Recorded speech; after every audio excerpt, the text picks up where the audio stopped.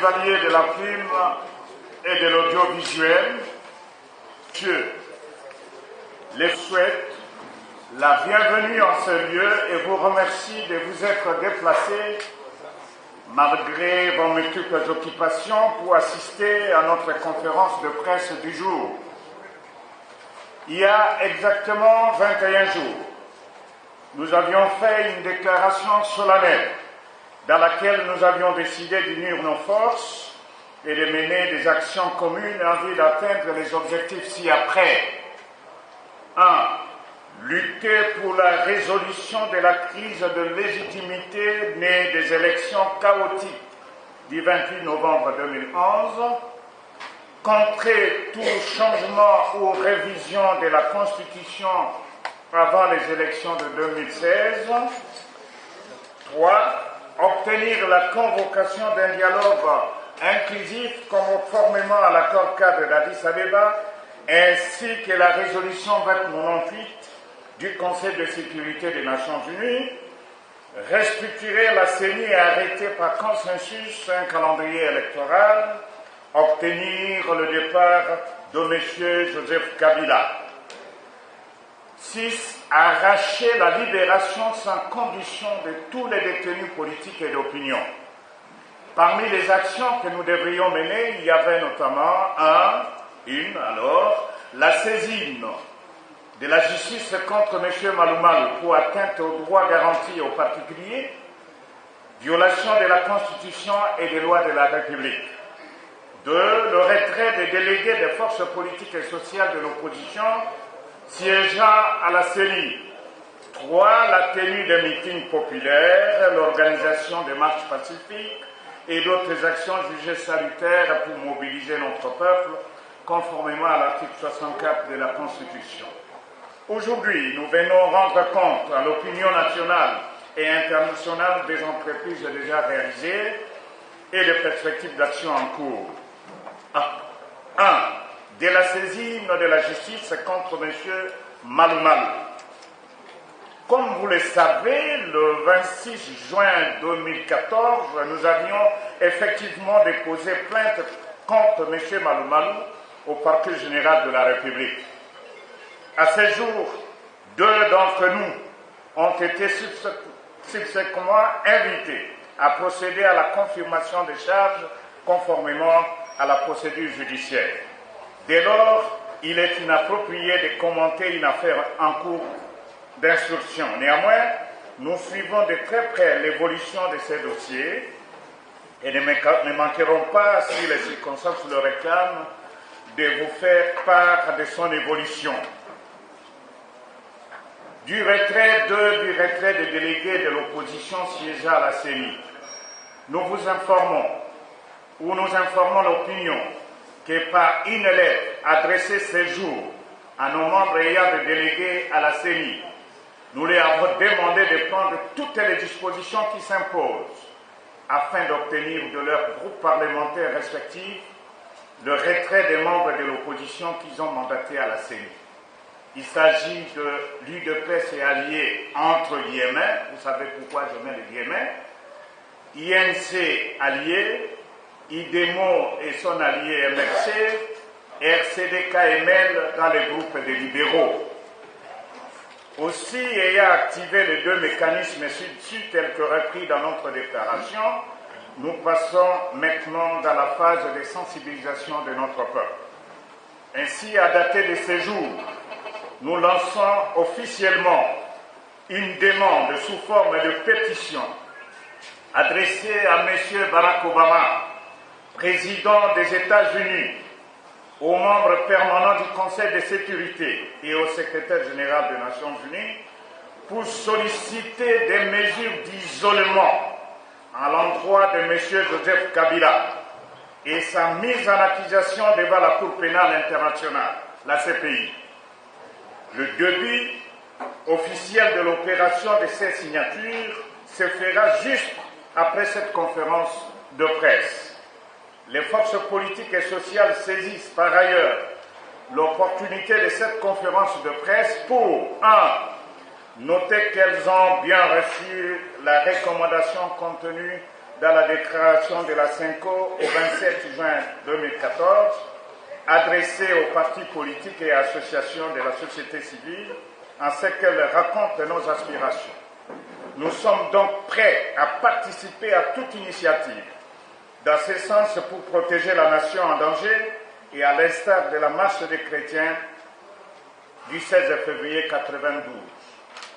De dénoncer avec la dernière énergie les menaces, les brimades diverses dont sont victimes les opposants au régime de M. Kabila. Il en est de même de la répression des manifestants pacifiques organisés par les partis de l'opposition, comme la marche du vendredi 11 juillet dernier à Goma contre le calendrier électoral de Malou Malou et réprimé dans les sangs. 3.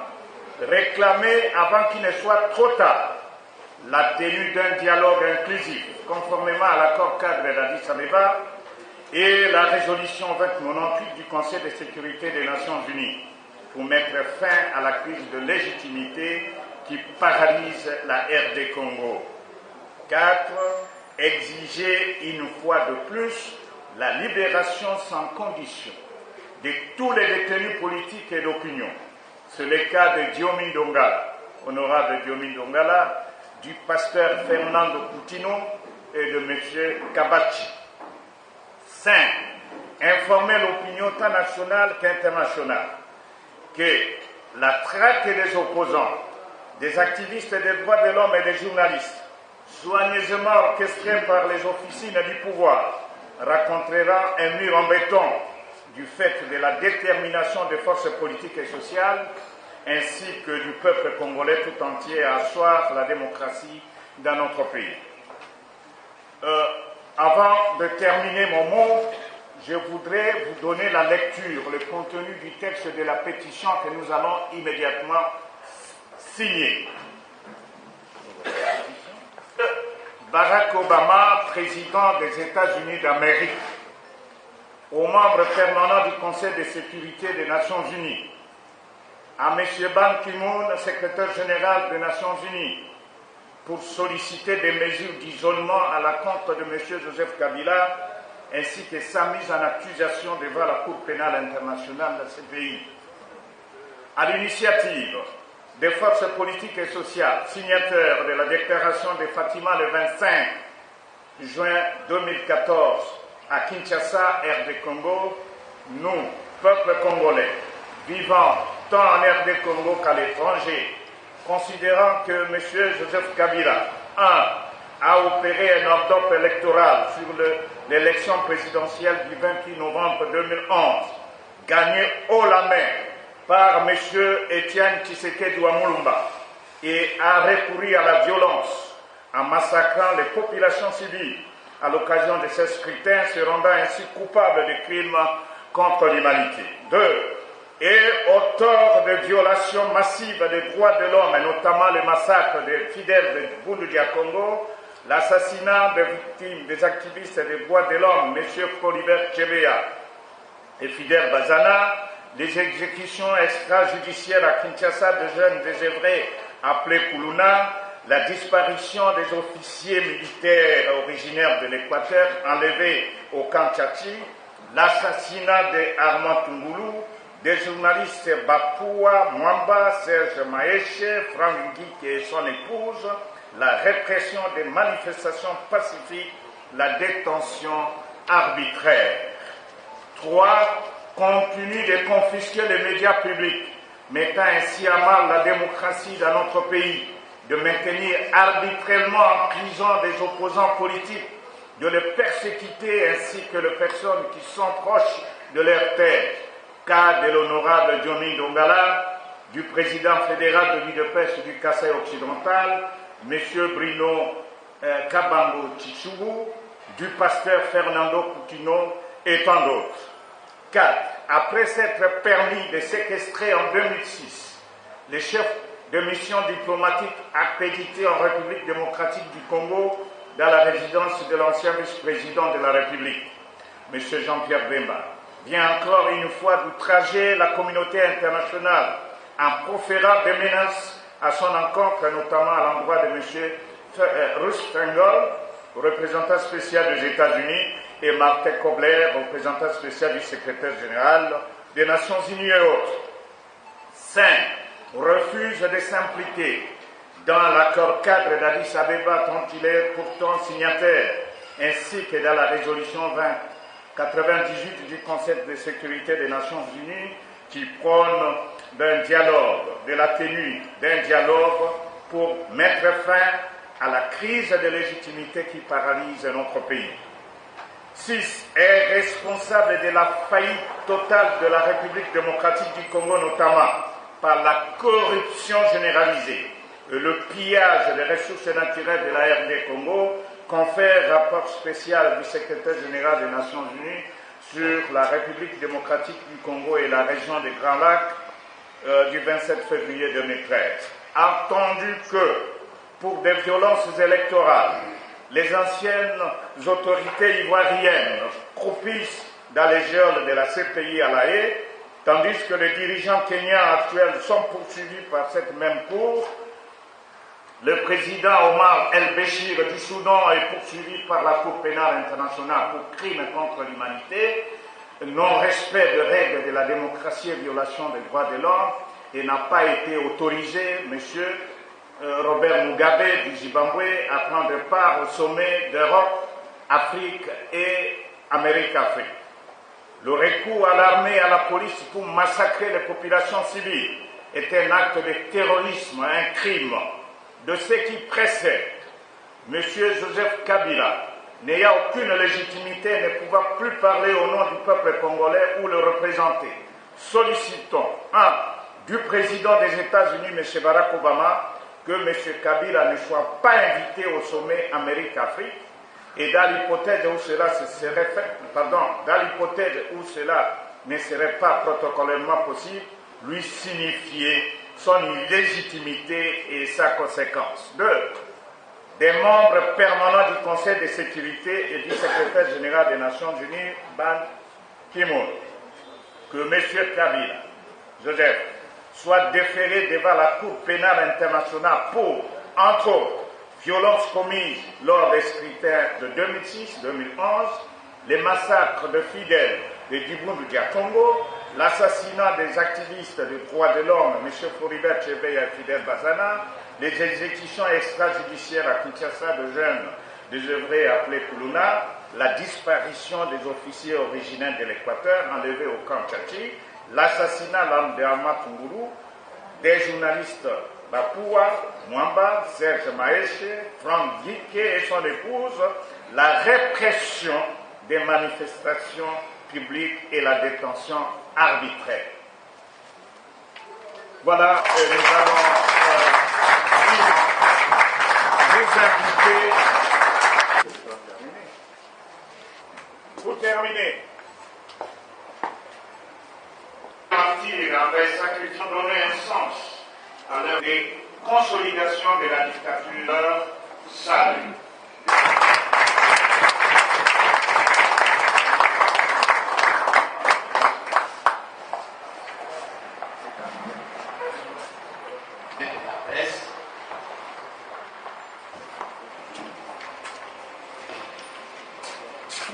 Particulièrement la pétition pose une question. Quel type de femmes sommes-nous? Quel peuple sommes-nous pour apprendre la parole pour poser des questions de ce côté du mal de Michel Bachar?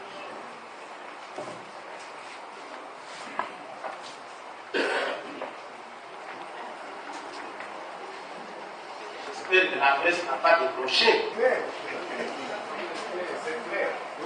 C'est une secrétaire générale de l'ULC. Madame Yorujo Dixon a été remplacée par M.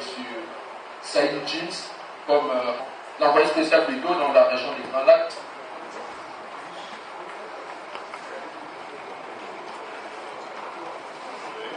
C'est Eric Mwemba du journal Le Phare. J'ai dit la tête de moi qui ne pas pour les Congolais, mais la solution à nos problèmes. Merci. Une troisième question pour permettre au secrétaire général de répondre. Pasteur Kaninga Sylvain, Eva Goudembala, bachelier poste national. C'est Alpha Président pour le compte de la radio catholique. Daniela, la lutte continue. Toujours en pointe. Je voulais savoir pourquoi vous ne pouvez pas adresser une plainte.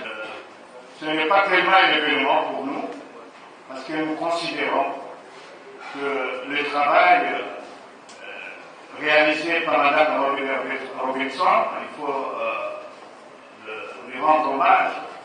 Elle a contribué, les M23 sont partis, il n'y avait pas la guerre à Goma, aujourd'hui les efforts. Et comme le chantier a un problème, il faut remercier le secrétaire général des Nations Unies pour ses soucis. Et nous avons parachevé l'œuvre et dont le contenu de tout peut être dans l'accord cadre d'Addis Abeba et la 98. Donc, c'est l'équipage qui a changé, mais la destination pour nous, c'est un Congo démocratique, un Congo de la paix, de la cohésion, de la stabilité, un Congo développé. Donc, ce n'est pas vraiment une question qui va se prendre. Mais Eric a l'impression, heureusement, c'est une impression à Eric. Vous savez que si nous devons nous adresser à Obama, c'est une demande. Ça fait partie des actions que nous devons mener.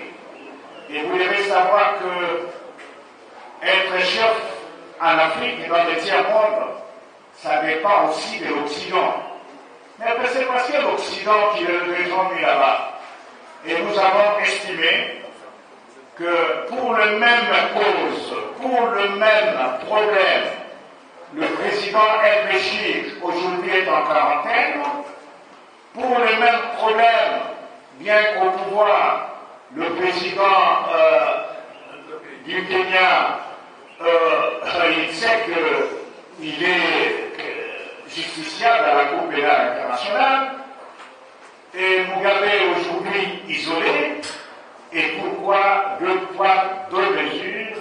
Des millions de Congolais sont morts, plus de 5 millions, 10 millions ont continué à violer, des complicités dans le pillage, les tueries et autres, et la communauté internationale ferme les yeux.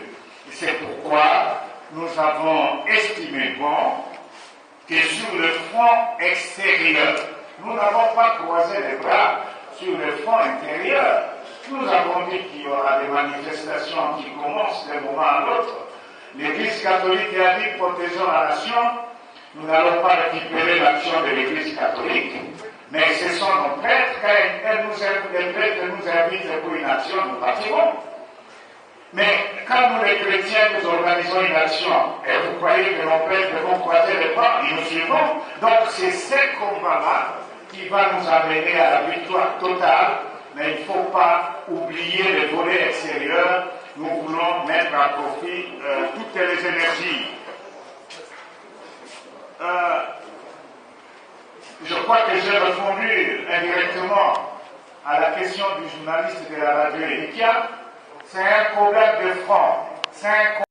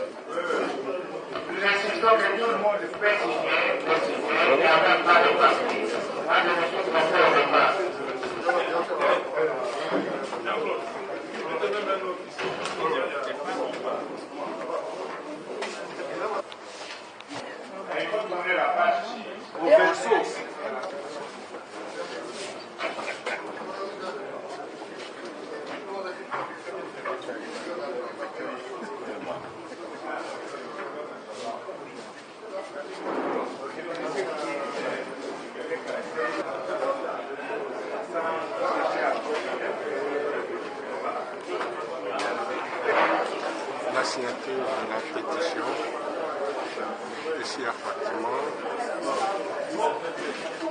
par les